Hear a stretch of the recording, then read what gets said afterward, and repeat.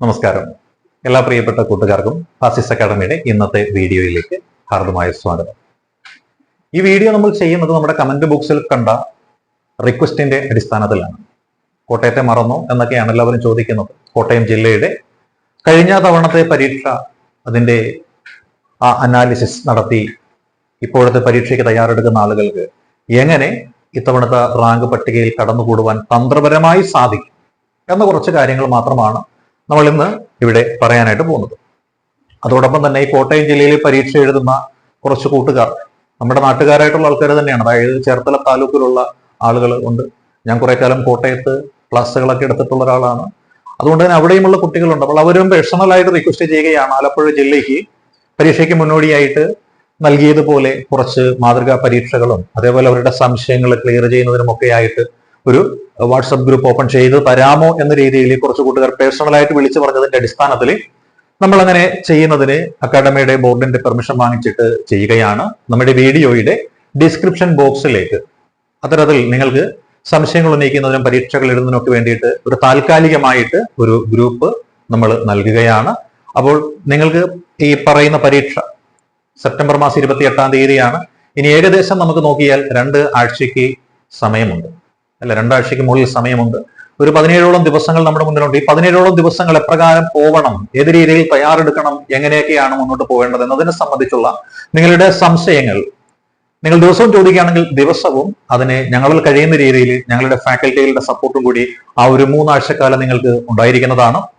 അപ്പോൾ അങ്ങനെ നിങ്ങൾക്ക് വേണ്ടി ഓപ്പൺ ചെയ്യുന്ന ഒരു ഗ്രൂപ്പ് ഈ പറയുന്ന ഡിസ്ക്രിപ്ഷൻ ബോക്സിൽ കൊടുത്തിട്ടുണ്ട്. അതിന്റെ വാട്സപ്പ് ലിങ്ക് ആണ്. അതിൽ ജോയിൻ ചെയ്യാൻ ആഗ്രഹിക്കുന്നവരുണ്ടെങ്കിൽ അതിലേക്ക് ജോയിൻ ചെയ്യാവുന്നതാണ് കേട്ടോ.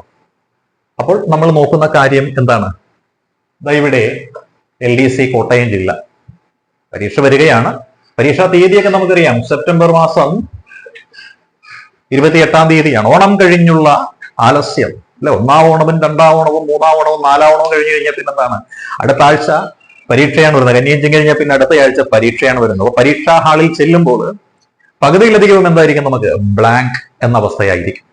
പഠിച്ചു കഴിഞ്ഞവർക്കും പഠിച്ചിട്ടില്ലാത്തവർക്കും അതേ അവസ്ഥയായിരിക്കും എന്ന് തന്നെയാണ് പൊതുവെ പ്രതീക്ഷിക്കപ്പെടുന്നത്. അപ്പോൾ നമ്മൾ ഓർക്കുക, ഇവിടുത്തെ മത്സര നിലവാരം എങ്ങനെയാണ്? മറ്റു പല ജില്ലകളെയുമായി താരതമ്യപ്പെടുത്തി നോക്കുമ്പോൾ അപേക്ഷിച്ച മത്സരാർത്ഥികളുടെ എണ്ണം എന്ന് പറയുന്നത് വളരെ വളരെ വളരെ കുറഞ്ഞുപോയ ഒരു ജില്ലയാണ് അക്ഷര നഗരി എന്ന നമ്മുടെ കോട്ടയം. അപേക്ഷിച്ചവർ എത്രയുള്ളൂ? വെറും 60,593 ആളുകൾ മാത്രമേ ഉള്ളൂ എന്നുള്ളതാണ് വാസ്തവം. ഇനി പരീക്ഷ എഴുതാൻ കൺഫർമേഷൻ കൊടുത്ത ആൾക്കാരെന്ന് വെച്ചാലോ എത്രയാണ്? അസാധുവാക്കപ്പെട്ടതും കൺഫർമേഷൻ കൊടുത്തതുമായിട്ടുള്ള കാര്യങ്ങൾ നോക്കിയാൽ 43,691 ആളുകൾ. അത്രയും പേര് മാത്രമാണ് കൺഫർമേഷൻ കൊടുത്ത ആൾക്കാർ. ഈ കോട്ടയംകാർക്ക് കിട്ടുന്ന പരീക്ഷാ കേന്ദ്രങ്ങളൊക്കെ നമുക്കറിയാം. ആലപ്പുഴ ജില്ല കിട്ടും, എറണാകുളം കിട്ടും, ഇടുക്കി കിട്ടും, പത്തനംതിട്ടയും കിട്ടും, കോട്ടയവും കിട്ടും. അങ്ങനെ ചുറ്റുവട്ടത്തുള്ള 4 ജില്ലകളും കോട്ടയത്തുമായിട്ട് ഈ ജില്ലയിലെ മത്സരാർത്ഥികൾ പരീക്ഷ എഴുതുവാനായിട്ട് പോകണം. 50-100 കിലോമീറ്ററുകളൊക്കെ ചിലപ്പോൾ ഇവർക്ക് സഞ്ചരിക്കേണ്ടതായിട്ട് വന്നേക്കാം. അപ്പോൾ വണ്ടിക്കൂലി കളയണ്ട എന്നും ചിലർ ചിന്തിച്ചേക്കാം.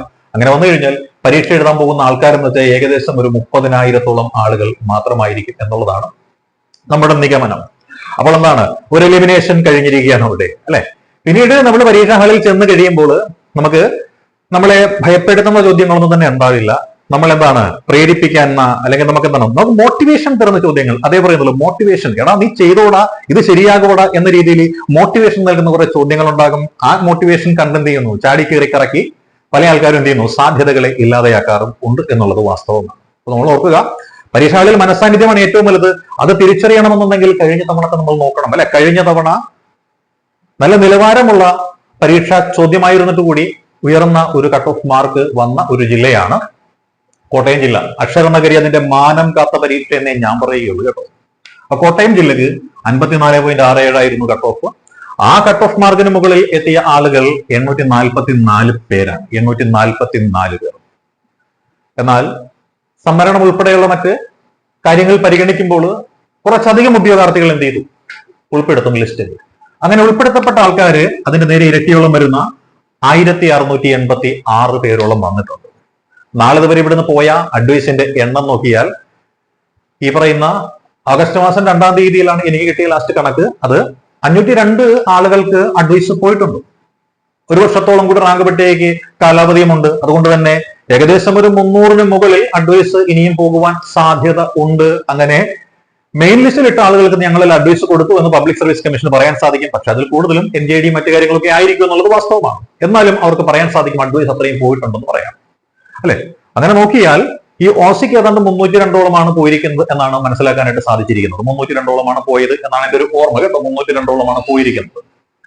അങ്ങനെയാണെങ്കിൽ നിങ്ങളുടെ തന്ത്രം എപ്രകാരമായിരിക്കണം എന്ന് ഓർക്കുക. നന്നായിട്ട് പഠിച്ചിട്ടുള്ളവരുണ്ടാവും, അല്പം മാത്രം പഠിച്ചിട്ടുള്ളവരുണ്ടാവും, ഒട്ടും പഠിച്ചിട്ടില്ലാത്തവരും ഉണ്ടാവും. നിങ്ങൾ പരീക്ഷാ ഹാളിലേക്ക് ചെല്ലുമ്പോൾ നിങ്ങളുടെ മനസ്സിൽ വരേണ്ട ഓർമ്മ ഇത്രയുള്ളൂ. കഴിഞ്ഞ വീഡിയോയിൽ തന്നെ ഞാൻ പറഞ്ഞിരുന്നതാണ്, ഒരാഴ്ചത്തെ ആലസ്യം ഉണ്ടാകും.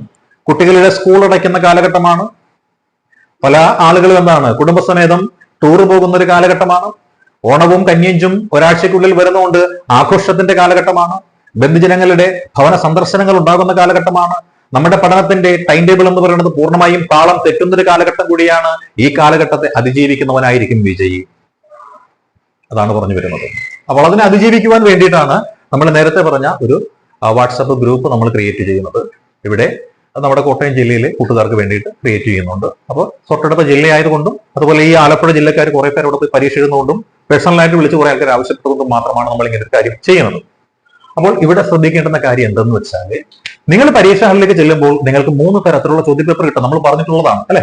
ഒന്ന്, ഡിഗ്രി ലെവൽ ക്വസ്റ്റ്യൻസ്. ഓരോ ഘട്ടത്തിലും അപ്രതീക്ഷിത ട്വിസ്റ്റുകളാണല്ലോ നമ്മൾ കണ്ടുകൊണ്ടിരിക്കുന്നത്. ചിലപ്പോൾ നിങ്ങൾക്ക് കിട്ടുന്നത് ഡിഗ്രി തലത്തിലുള്ള ക്വസ്റ്റ്യൻ പേപ്പർ ആയിരിക്കും. അങ്ങനെയാണെങ്കിൽ എന്ത് ചെയ്യുക? സന്തോഷിക്കുക. കാര്യം പഠിച്ചിട്ടുള്ളവൻ മാത്രമായിരിക്കും അവിടെ വിജയിയായിട്ട് വരുന്നത്. പരമാവധി ഒരു 50-55 മാർക്കായിരിക്കും അങ്ങനെയാണെങ്കിൽ ഒരു കട്ട് ഓഫ് എന്ന് പറയുന്നത്. ഡിഗ്രി നിലവാരത്തിലുള്ള ചോദ്യപേപ്പർ ആണെങ്കിൽ 50-55 മാർക്കായിരിക്കും കട്ട് ഓഫ് എന്ന് പറയുന്നത്. അതേപോലെ LGS നിലവാരത്തിലുള്ള പരീക്ഷയാണ് എന്നുണ്ടെങ്കിൽ ഓർക്കുക, കട്ട് ഓഫ് എന്ന് പറയുന്നത് ഒരു 70-നും 75-നും ഇടയിലായിരിക്കും വരിക. അതും ഓർക്കുക. കാരണം ഡിഗ്രി നിലവാരത്തിലുള്ള പരീക്ഷയാണെങ്കിൽ ആളുകൾ ചോദ്യം ചെയ്യാൻ മടിക്കും, അറിയുന്നത് മാത്രമേ ചെയ്യുകയുള്ളൂ. അപ്പോൾ 50-55 ഏകദേശം എത്തിക്കുന്ന ആളുകൾ റാങ്ക് പട്ടികയിൽ വരും. ഈ പറഞ്ഞ LGS നിലവാരത്തിലുള്ളതാണെങ്കിൽ ആളുകൾ 90-100 ഒക്കെ ചെയ്ത് കഴിയുമ്പോൾ പലതും തെറ്റും, തെറ്റിക്കഴിയുമ്പോൾ പലരുടെയും മാർക്ക് ഈ ഒരു റേഞ്ചിലേക്ക് വരാം. പിന്നെയാണ് ട്വിസ്റ്റ് കിടക്കുന്നതാണ് നമുക്ക് മോട്ടിവേഷൻ തരുന്ന ചോദ്യങ്ങൾ എന്ന് പറയുന്ന ഏത് തരത്തിലുള്ളത്? മോഡറേറ്റ് ലെവലിലുള്ള ചോദ്യങ്ങൾ, അല്ലെ? മോട്ടിവേറ്റ് ചെയ്യപ്പെടുന്നു. പലരും എന്താണ് ആ ചോദ്യങ്ങൾക്ക് എന്താണ് മോട്ടിവേറ്റ് ചെയ്യപ്പെടുന്നത്? അവർക്ക് പലർക്കും എന്ത് കാണും? ഒരു 60-65ഓളം ചോദ്യങ്ങൾ അറിയാവുന്നത് കാണും. അപ്പോൾ അവർ ചിന്തിക്കേണ്ടതാണ്, എടാ എനിക്ക് ഇത്രയും അറിയാമെന്നുണ്ടെങ്കിൽ മറ്റുള്ളവർക്ക് ഇതിനേക്കാൾ കൂടുതൽ അറിയാമല്ലോ. സ്വയം താഴ്ന്ന് ചിന്തിക്കുന്ന ആൾക്കാരാണ് കൂടുതലും. എടാ എനിക്ക് ഇത്രയും അറിയാമെങ്കിൽ ബാക്കിയുള്ളവർക്ക് എത്രത്തോളം അറിയാൻ സാധിക്കും എന്ന് കരുതി ചെയ്യുന്നു, റിസ്ക് എടുക്കും. എടാ എനിക്ക് ചോദ്യപേപ്പർ എളുപ്പമാണെങ്കിൽ ഇതിന്റെ കട്ട് ഓഫ് 80. അപ്പൊ തന്നെ മനസ്സിൽ തീരുമാനിക്കുകയാണ്, പ്രഖ്യാപനം കൂടി ഇവിടെ നടത്തുകയാണ്. പിന്നെയോ 80 കിട്ടണമെന്നുണ്ടെങ്കിൽ 90 ചെയ്യേണ്ട എന്ന ധാരണയിൽ കയറി 90 അങ്ങോട്ട് കുത്തിവെക്കും. പരീക്ഷ കഴിഞ്ഞ് പുറത്തിറങ്ങുമ്പോൾ കൂട്ടുകാർ പറയും വളരെ ഈസി പരീക്ഷ. പിന്നെ അത് കഴിഞ്ഞ് ഏതെങ്കിലും പ്രൊഫഷണൽ കീ എന്ന് നോക്കുമ്പോഴായിരിക്കും അറിയണത് എന്താണ് പലതും തെറ്റ്, ചോദ്യം ഉൾപ്പെടെ പലതും തെറ്റ്. പിന്നെ മനസ്സിലാക്കാത്ത ഒരു കാര്യമുണ്ടെന്നാണ് ഇപ്പൊ ഡിലീഷൻ എന്ന് പറയുന്നത് ഒരു എലിമിനേഷൻ സ്ട്രാറ്റജി ആയിട്ട് PSC കൊണ്ടുവന്നിരിക്കുന്നതാണ് എന്ന് നമുക്ക് മനസ്സിലാക്കിയെടുക്കാൻ സാധിക്കുന്നതേ ഉള്ളൂ. നമ്മൾ ചോദ്യം തയ്യാറാക്കാൻ അറിയാൻ പാടില്ലാത്ത വിഡ്ഢികളായ ചോദ്യകർത്താക്കൾ എന്നൊക്കെ വേണമെങ്കിൽ പറയാം. നമ്മുടെ പാണ്ഡിത്യം വളരെ കൂടുതലാണെന്ന് തെളിയിക്കാൻ വേണ്ടി ശ്രമിക്കാം. പക്ഷെ നമുക്ക് അങ്ങനെ തെളിയിച്ചിട്ട് കാര്യമുണ്ടോ? ഇല്ല. ഒരു പരീക്ഷ നടത്തുമ്പോൾ 100 ചോദ്യങ്ങൾ കിട്ടുമ്പോൾ 100ഉം ചെയ്യുന്നവനല്ല വിജയി എന്ന് പറയുന്നവൻ, അതിൽ കൂടുതൽ മാർക്ക് നേടുന്നവനാണ് വിജയി എന്ന് പറയുന്നത്. 90 മിനിറ്റിന്റെ സമയത്തിനുള്ളിൽ റാങ്ക് പട്ടികയിൽ വരുവാൻ പര്യാപ്തമായ മാർക്ക് സ്വന്തമാക്കുന്നവനാരോ അവനാണ് വിജയി എന്ന് പറയുന്നത്. ഇത് ബുദ്ധി കൊണ്ടുള്ളൊരു കളിയാണ്, അറിവ് കൊണ്ടുള്ളൊരു കളിയാണ്. വിവേകമില്ലാതെ പരീക്ഷ ഹാളിൽ പ്രവർത്തിച്ചു കഴിഞ്ഞാൽ ഉള്ളത് കൂടി നഷ്ടപ്പെടുന്ന ഒരു കളിയാണ് എന്ന് തിരിച്ചറിയുക. അപ്പോൾ നമ്മൾ പറഞ്ഞ കാര്യം ഇതാണ്. ശ്രദ്ധാപൂർവം കൃത്യമായി പരീക്ഷാ ഹാളിൽ നിങ്ങളുടെ സമയം വിനിയോഗിച്ചു കഴിഞ്ഞാൽ നിങ്ങൾക്ക് വിജയം ഉറപ്പാക്കാൻ സാധിക്കുന്നതാണ്. അതായത് 30,000 പേരിൽ നിന്ന് ഒരു 1500 എന്ന ഒരു ആളിലേക്ക് എത്തുക എന്ന് പറയുമ്പോൾ നിങ്ങൾ 20-ൽ ഒരാൾക്ക് ജോലി ഉറപ്പാണ് എന്നാണ് പറയുന്നത്. 20-ൽ ഒരാൾക്ക് ജോലി, അതാണ് പറയുന്നത്. അല്ലെങ്കിൽ 20-ൽ ഒരാൾ റാങ്ക് പട്ടികയിൽ വന്നിരിക്കുമെന്നാണ് പറയുന്നത് കേട്ടോ. അപ്പൊ 20-ൽ ഒരാൾ റാങ്ക് പട്ടികയിൽ വരും. മറ്റുള്ള സ്ഥലങ്ങളിലൊക്കെ 50-ലൊന്നും 100-ലൊന്നും ഒക്കെ ആയിരുന്നപ്പോൾ ഇവിടെ വരുന്ന എത്രയാണ്?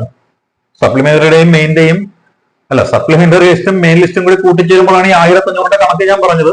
അങ്ങനെ നോക്കിയാൽ 30,000 പേര് പരീക്ഷ എഴുതി കഴിഞ്ഞാൽ 20-ൽ ഒരാള് നിങ്ങളാണ്. നിങ്ങളുടെ പരീക്ഷാ ഹാളിൽ ഇരിക്കുന്ന നിങ്ങൾ റാങ്ക് പട്ടികയിൽ വരാൻ സാധ്യതയുള്ള ആളാണ് എന്ന് ചിന്തിച്ചുകൊണ്ട് മാത്രം പരീക്ഷ എഴുതുക. അപ്പോൾ ഓൾ ദ ബെസ്റ്റ്.